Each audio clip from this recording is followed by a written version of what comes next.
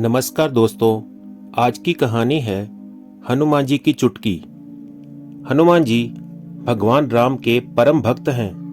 वे हर समय उनकी सेवा में ही लगे रहते हैं। एक बार भरत, लक्ष्मण और शत्रुघ्न तीनों भाइयों ने माता सीता जी से मिलकर विचार किया कि हनुमान जी हमें राम जी की सेवा करने का मौका ही नहीं देते। पूरी सेवा अकेले ही किया करते हैं। अतः अब राम जी की सेवा का पूरा काम हम ही करेंगे। हनुमान जी के लिए कोई भी काम नहीं छोड़ेंगे। ऐसा विचार करके उन्होंने सेवा का पूरा काम आपस में बांट लिया। जब हनुमान जी सेवा के लिए सामने आए तब उनको रोक दिया और कहा कि आज से प्रभु की सेवा बांट दी गई है, आपके लिए कोई सेवा नहीं है।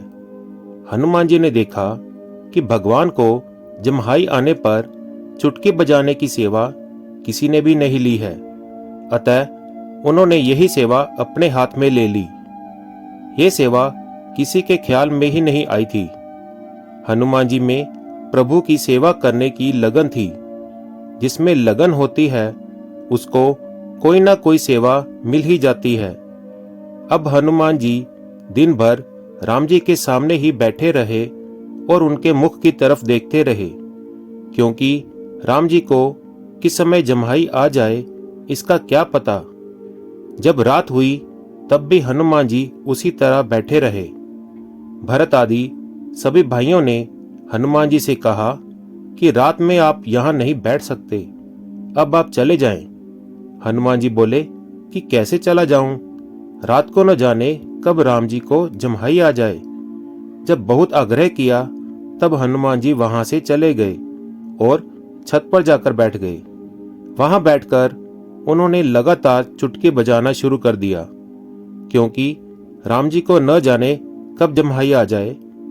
यहाँ राम जी को ऐसी जम्हाई आई कि उनका मुख खुला ही रह गया, बंद हुआ ही नहीं।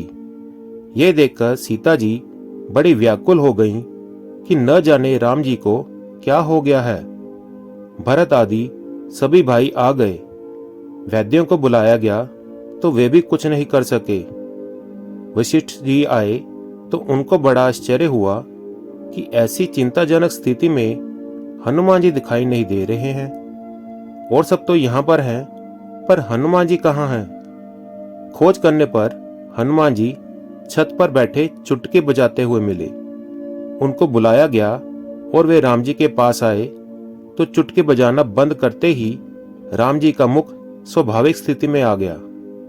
अब सबकी समझ में आया कि ये सब लीला हनुमान जी के चुटकी बजाने के कारण ही थी। भगवान ने ये लीला इसलिए की थी कि जैसे भूखे को अन्न देना ही चाहिए, ऐसी ही सेवा के लिए आतुर हनुमान जी को सेवा करने का अवसर देना ही चाहिए, बंद नहीं करना चाहिए। अब फिर दोबारा भरत आदि भाइयों ने ऐसा आग्रह नहीं रखा। दोस्तों, अगर आपको ये कहानी अच्छी लगी तो प्लीज इसे लाइक कीजिए, शेयर कीजिए और मेरे चैनल को सब्सक्राइब करना ना भूलें। धन्यवाद।